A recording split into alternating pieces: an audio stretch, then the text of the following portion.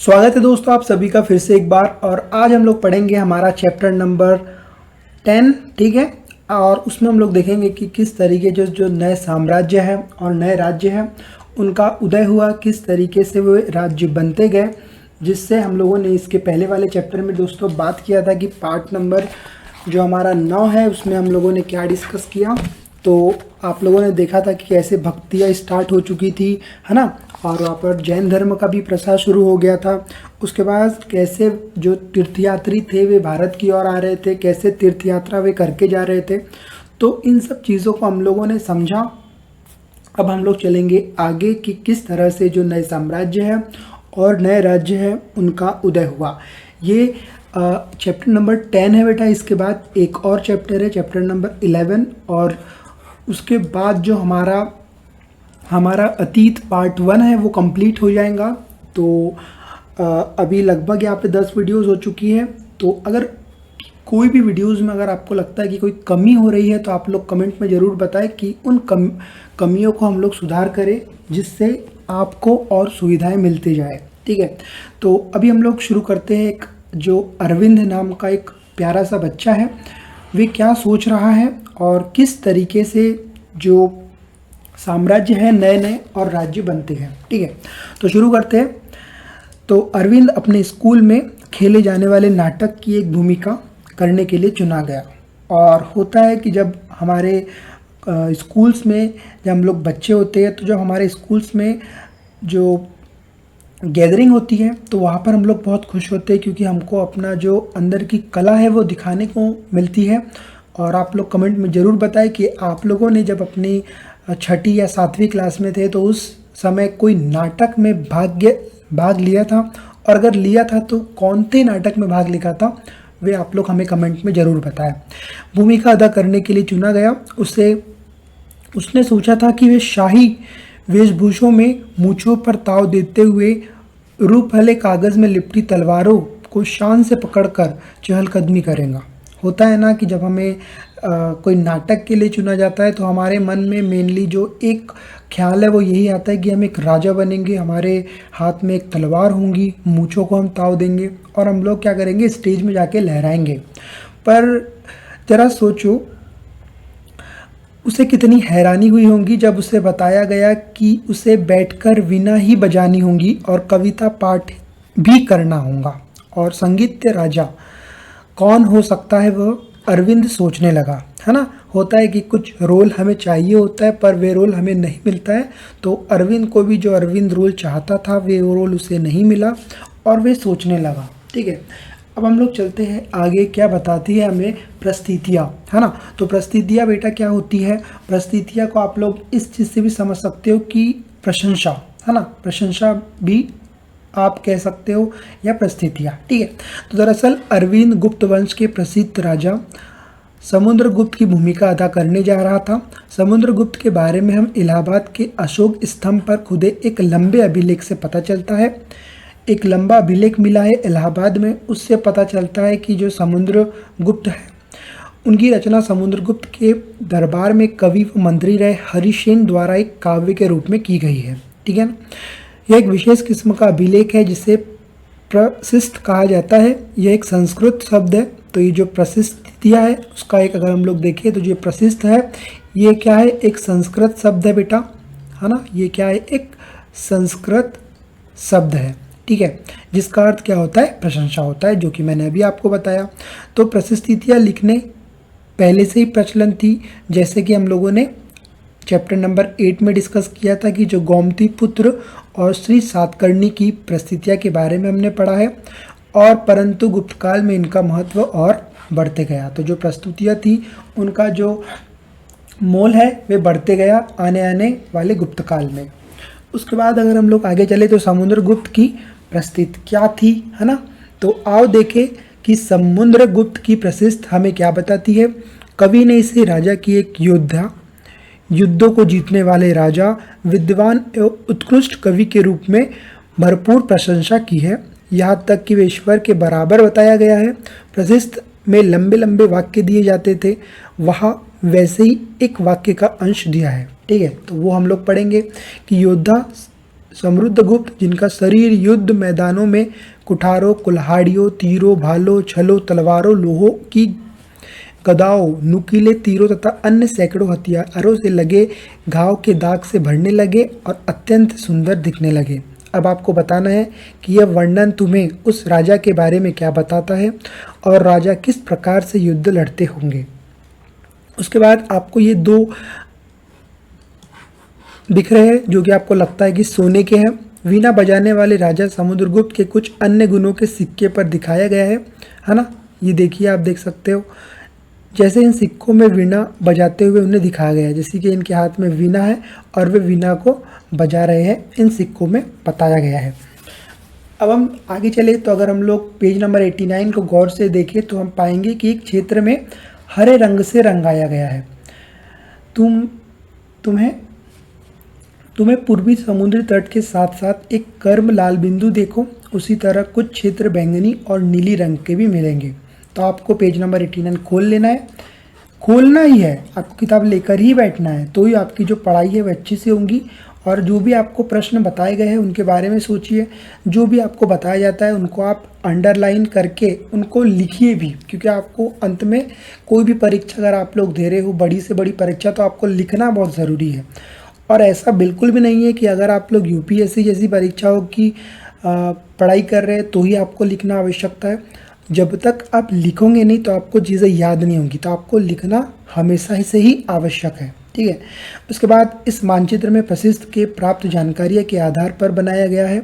हरिसेन 4 विभिन्न प्रकारों का राजाओं और उनके प्रति समुद्रगुप्त की नीतियाँ का वर्णन करते हैं, जिसमें से नंबर 1 अगर हम लोग देखें तो मानचित्र में हरे रंग का क्षेत्र आर्यव्रत के उन 9 शासकों का है जिन्हें समुद्रगुप्त ने हराकर उनके राजाओं को अपने साम्राज्य में मिला लिया था।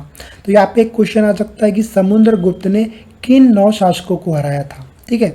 उसके बाद इसके बाद दक्षिणापथ के 12 शासक आते हैं। इनमें से कुछ की राजधानियों को दिखाने के लिए मानचित्र पर लाल बिंदु से दर्शाया गया है। तो आपको मानचित्र को अभी समझ लेना है। इन सब ने हार जाने पर समुद्रगुप्त के सामने समर्पण किया था कि समुद्रगुप्त ने उन्हें फिर से शासन करने की अनुमति दे दी है। उसके बाद अगर हम लोग आगे चले तो पड़ोसी देश का आंतरिक घेरा बैंगनी रंग से दिया गया है, आपको देखना है। इसमें असम, तटीय बंगाल, नेपाल और उत्तर पश्चिमी के कई गण या संघ, जो कि हम लोग अध्याय 5 में ही देख चुके हैं, ये समुद्रगुप्त के लिए उपहार लाते थे, उनकी आज्ञाओं का पालन करते थे और दरबार में उपस्थित हुआ करते थे। अगर हम लोग 4 के ऊपर बात करें तो ब्राह्म इलाकों के शासक, जिन्हें नीले रंगों से रंगाया गया है, संभव, कुषाण तथा शंख वंश के थे। इनमें से श्रीलंका के भी शासक थे। इन्होंने समुद्रगुप्त की अधीनता स्वीकार की और अपनी पुत्रियों का विवाह उनसे किया। उसके बाद आपको कुछ बताना है, जैसे कि मानचित्र में प्रयाग, जो कि अभी इलाहाबाद का पुराना नाम है, जिसका नाम अभी बदल कर रख दिया गया है फिर से प्रयागराज, उज्जैन तथा पाटलिपुत्र जो कि पटना में स्थित है, उसे आपको ढूंढना है, बिहार के आसपास मिल जाएगा। ये गुप्त शासन के महत्वपूर्ण केंद्र थे। उसके बाद आर्यव्रत तथा दक्षिणापाद के राज्यों के साथ समुद्रगुप्त के व्यवहार का क्या अंतर रहा होगा। उसके बाद क्या इस अंतर के पीछे तुम्हें कोई और कारण दिखाई देता है। तो ये आप लोग मानचित्र 7 को देख सकते हो, जो कि पेज नंबर 89 में स्थित है, ठीक है। तो आप लोग देख सकते हो ये जो लाल रंग से है वे क्या है, गुप्त वंश द्वारा जीते गए हैं, मतलब ये जितने भी हैं, और जो ये है जो नगर है ना, और ये जो है वो क्या है, आंतरिक राज्य है। तो आपको ये बनाना सीखना है।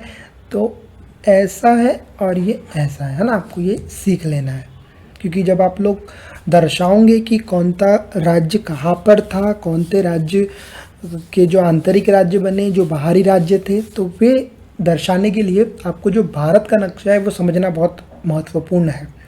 उसके बाद हम लोग विक्रम सावंत, जो कि 58 ईसा पूर्व में प्रारंभ होने वाले विक्रम सावंत को परंपरागत रूप से गुप्त राजा चंद्रगुप्त द्वितीय के नाम से जोड़ा जाता है, और ऐसा कहा जाता है कि उन्होंने शकों पर विजय के प्रतीक के रूप में इसे संवत की स्थापना की तथा विक्रमादित्य की उपाधि धारण की, ठीक है। उसके बाद वंशावलियाँ है, उसके बारे में हम बात करेंगे तो अधिकांश प्रस्थितियाँ शासकों के पुर्जों के बारे में बताती है।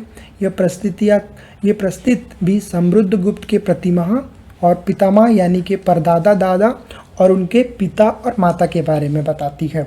उनके माँ कुमार देवी, ठीक है, तो आपको पता चलना चाहिए कि जो उनकी माँ है वो कौन है, कुमार देवी। और हम लोगों ने लच्छी देवी पहले ही पढ़ चुका है की थी। तो जो पिता थे उनके चंद्रगुप्त गुप्त वंश, वो कौन थे, उनके पहले शासक थे, जिन्होंने क्या किया, जो महाराज जैसी उपलब्धियाँ होती है वे धारण की, और समुद्रगुप्त ने भी यह उपाधि धारण की। तो उनके साथ साथ किन्होंने भी किए, महाराजा धीराज और समुद्रगुप्त दोनों ने ही जो उपाधि थी वे धारण की। और उनके दादा और परदादा और उनके जो महाराजा के रूप में भी कई प्रकार के जो आर्कियोलॉजिस्ट हैं उन लोगों को वहाँ से उल्लेख मिले हैं। इससे यह आभास मिलता है कि धीरे धीरे इस वंश का महत्व बढ़ते गया। इन उपाधियों का महत्व के हिसाब से सजाओ, राजा, महाराज, अधिराज या फिर महाराज। उसके बाद अगर हम लोग आगे चले तो समुद्रगुप्त के बारे में हमें उनके बाद के शासकों जैसे उनके बेटे चंद्रगुप्त द्वितीय, ठीक है, यहाँ पर चंद्रगुप्त द्वितीय की बात चल रही है ना, चंद्रगुप्त द्वितीय की बात चल रही है। और इसके पहले जो हमने पढ़े वो कौन है, चंद्रगुप्त है वैसे, ठीक है। तो इसमें आपको कंफ्यूज नहीं होना है बिल्कुल भी, कि वंशावली पूर्वजों की सूची से भी जानकारी मिलती है। उनके बारे में अभिलेखों तथा सिक्कों से पता चलता है उन्होंने पश्चिम भारत में सैन्य अभियान के अंतिम शासक को परास्त किया। बाद में ऐसा विश्वास किया जाने लगा कि उनका दरबार विद्वानों से भरा था। इनमें से कुछ के बारे में हम लोग चैप्टर नंबर 10 में, जब हम लोग वहाँ पे इमारतें, चित्र तथा किताबों के बारे में बात करेंगे तो वहाँ पर हम लोग उनको पढ़ेंगे। उसके बाद हर्षवर्धन तथा हर्षचरित्र, कुछ ऐसे भी राजा है जिस तरह गुप्त वंश के शासकों के बारे में अभिलेखों तथा सिक्कों से पता चलता है, उसी तरह कुछ अन्य शासकों के उनकी जीवनी से ही पता चलता है। ऐसे ही थे एक राजा हर्षवर्धन, जिन्होंने करीब 1400 साल पहले शासन किया। उनके दरबारी कवि भानभट्ट ने संस्कृत में उनकी जीवनी हर्षचरित्र लिखी। तो इनके बारे में जो हर्षवर्धन है उनके बारे में जो जीवनी लिखी गई है उस बुक का नाम क्या है बेटा, हर्षचरित्र है। तो ऐसे क्वेश्चन पूछे जाते हैं जिनको आपको समझना है और याद करना है और उसको लिखना है। उसके बाद अगर हम लोग आगे चले तो इसमें हर्षवर्धन की वंशावली देते हुए उनके राजा बनने तक का वर्णन है। तो अगर आपको कभी ये किताब मिलती है तो आप लोग ज़रूर पढ़ें।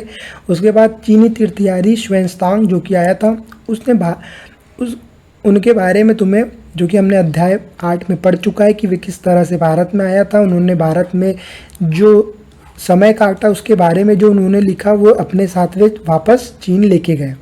काफ़ी समय हर्ष के दरबार में रहे। उन्होंने वहाँ जो कुछ देखा वे विस्तृत विवरण दिया है। तो उसके बाद अगर हम लोग आगे चले तो हर्ष अपने पिता के सबसे बड़े बेटे नहीं थे। वे अपने पिता और बड़े भाई की मृत्यु हो जाने पर थानेसार के राजा बने। ठीक है, कहाँ के राजा बने थे वे, थानेसार के राजा बने थे। उनके बहनोई कन्नौज, ठीक है, आपको 89 में कन्नौज को ढूंढना है। तो एक बार हम लोग देख लेते हैं कन्नौज कहाँ पर है। तो देखो ये है कन्नौज, ओके। उसके बाद बेटा अगर हम लोग आगे चले तो जब बंगाल के शासक ने उन्हें मार डाला तो हर्ष ने कन्नौज पर अपना अधीन कर लिया और बंगाल पर आक्रमण कर दिया। उसके बाद मगध जो कि अभी क्या है, बिहार है, तथा संभव बंगाल को भी जीतकर उन्हें पूर्वी में जितनी सफलता मिली उतनी सफलता अन्य जगहों पर उन्हें नहीं मिली। जब उन्होंने नर्मदा नदी के पार कर दक्कन की ओर आगे बढ़ने की कोशिश की तब चालुक्य नरेश और पुलकेशिन द्वितीय ने उन्हें रोक दिया। तो किन दो शासकों ने उन्हें रोका? नंबर 1 है आपका चालुक्य नरेश, है ना, चालुक्य नरेश। और नंबर 2 में बेटा क्या है, पुलकेशियन द्वितीय, ठीक है, उन्हें रोक दिया। तो आपको बताना है कि भारत की राजनीति मानचित्र देखो और सूची बनाओ कि जब हर्षवर्धन और बंगाल तथा नर्मदा तक गए होंगे तो आज के किन राज्यों से वे गुजरे होंगे, है ना, बहुत ही आसान सा प्रश्न है, और उससे आपका जो मैप का पार्ट है वो भी धीरे धीरे कवर होना चालू हो जाएगा।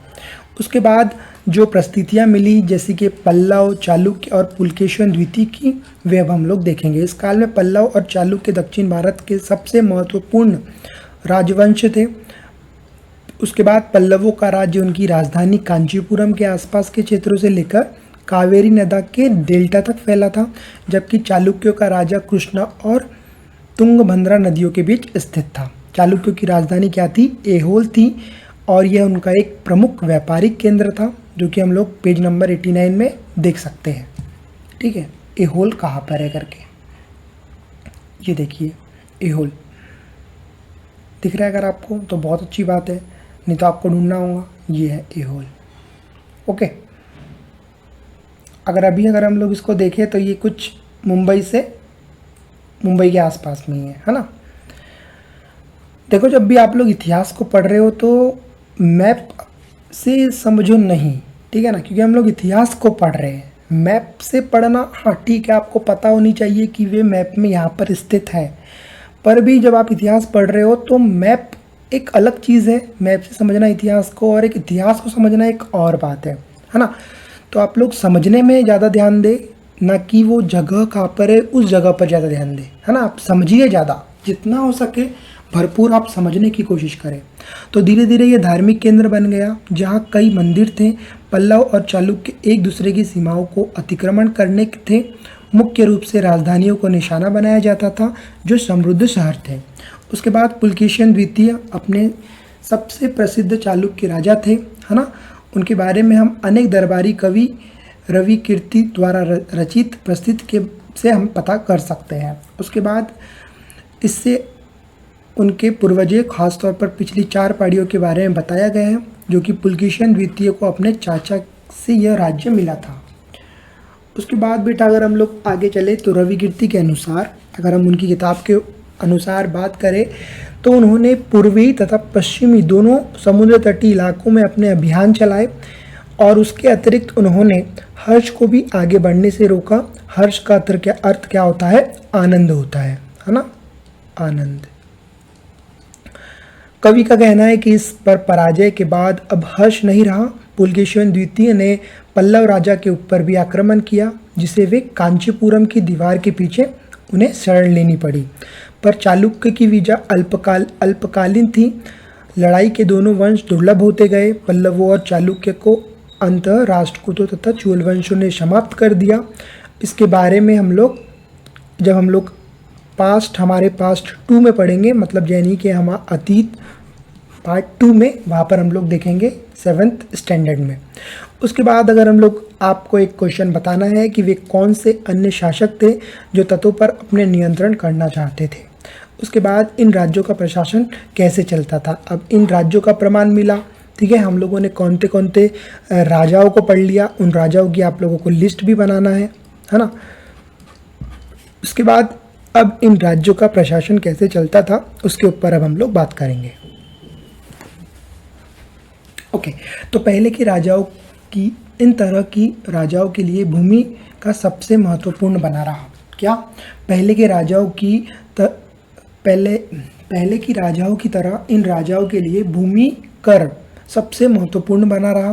प्रशासन की प्राथमिक इकाई गांव होते थे, लेकिन धीरे धीरे कई बदलाव आए। राजाओं ने आर्थिक, सामाजिक, राजनीतिक या सैन्य शक्ति रखने वाले लोगों का समर्थन जुटाने के लिए कई कदम उठाए। उदाहरण के तौर पर कुछ महत्वपूर्ण, या आपको अच्छे से समझना है कि उदाहरण के लिए किस तरह के जो आर्थिक, सामाजिक और राजनीतिक चीज़ें हैं उनके ऊपर राजाओं ने किस तरीके से ध्यान दिया।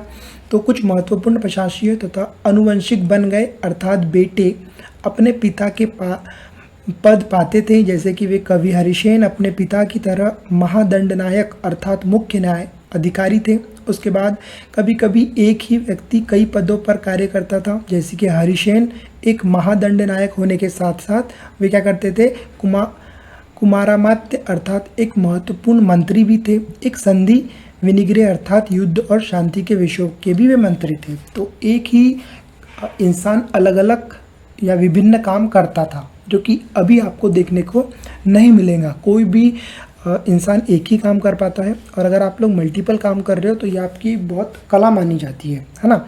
उसके बाद संभव वह एक स्थानीय प्रशासन के प्रमुख व्यक्तियों का बहुत बोलबाला था। इनमें नगर श्रेष्ठी यानी कि मुख्य बैंकर या शहर का व्यापारी, सार्तवाह यानी व्यापारी के काफिले का नेता, प्रथम कुलिक अर्थात मुख्य शिल्पकार तथा कार्यस्थलों यानी लीपू के प्रधान जैसे होते थे। उसके बाद इन तरह की नीतियाँ कुछ हद तक प्रभावशाली होती थी, पर समय के साथ साथ इनमें से कुछ व्यक्ति इतने अधिक शक्तिशाली हो जाते थे कि वे अपना स्वतंत्र राज्य स्थापित कर लेते थे, जिसको आप बोल सकते हो एक तरीके से धोखा, कि कामों को लोग सीख लेते थे और फिर वे जगह बहुत होने के कारण अपना ही राज्य स्थापित कर लेते थे, है ना। उसके बाद आपको बताना है कि अफसरों का पद अनुवंशिक कर देने में क्या क्या फ़ायदे और क्या क्या नुकसान हो सकते थे। उसके बाद एक नए प्रकार की सेना, कुछ राजा अभी भी पुराने राजाओं की तरह एक सुसंगठित सेना रखते थे, जिसमें हाथी, रथ, घुड़सवार और पैदल सिपाही होते थे, पर इसके साथ साथ वे कुछ सेना नायक भी होते थे जो आवश्यकता पड़ने पर राजा को सैनिक सहायता दिया करते थे। तो इन सेना नायकों को कोई नियमित वेतन नहीं दिया जाता था, इनके बदले इन्हें भूमिदान दिया जाता था, ठीक है। और उन भूमि से वे क्या करते थे, कर वसूलते थे तथा सेना घोड़ों की देखभाल करते थे।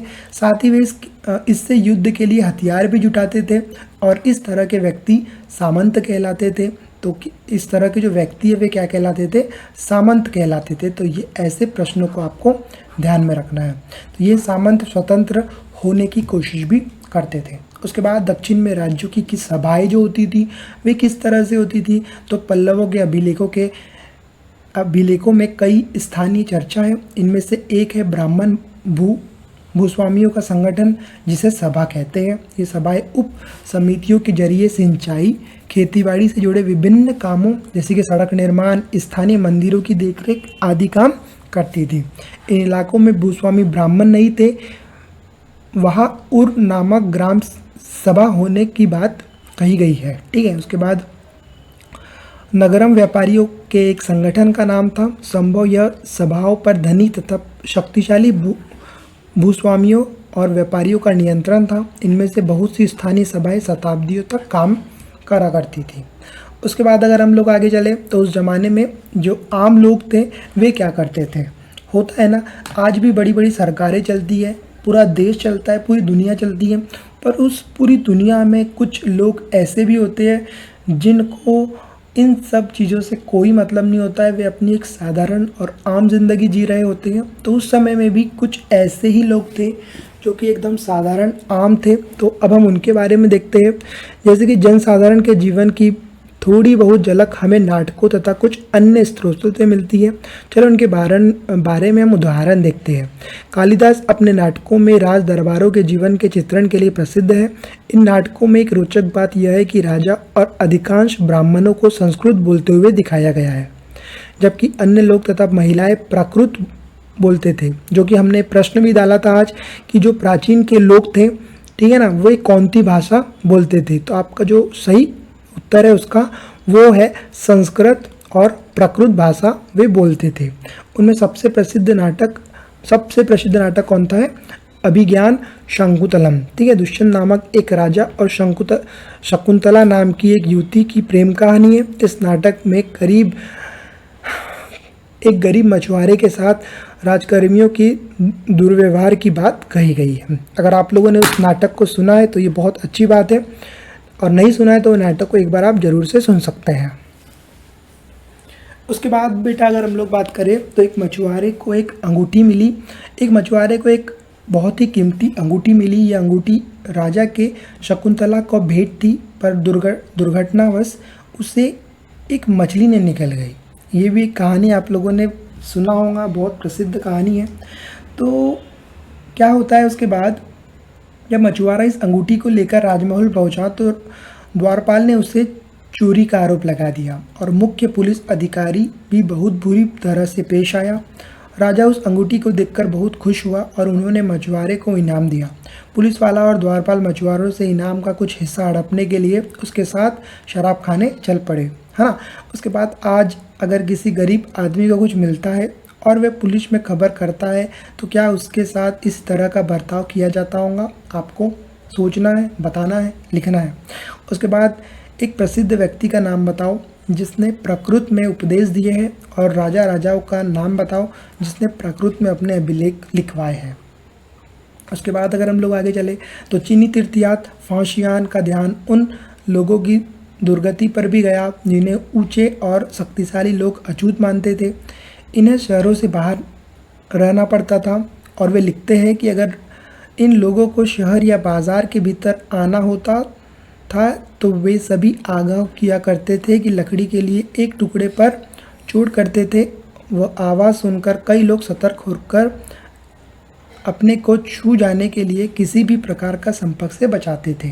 ठीक है, उसके बाद अगर हम लोग आगे चले तो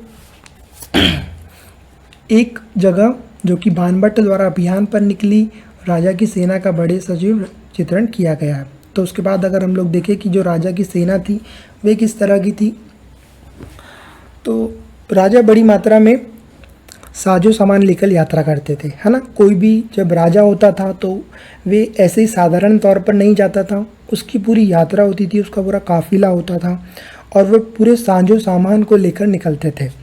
तो उनमें हथियारों के अतिरिक्त रोजमर्रा के आने वाली चीज़ें होती थी, जैसे कि बर्तन, असबाब, जिसे सोने या पायदान में भी शामिल थे, खाने पीने का सामान, बकरी, हिरन, खरगोश, सब्जियां, मसाले आदि विभिन्न प्रकार की चीज़ें शामिल थी। ये सारी चीज़ें ठेले गाड़ियों पर या ऊँटों पर तथा हाथियों पर उनको ढोकर ले जाने के लिए जानवरों का पीट कर उनका उपयोग किया जाता था।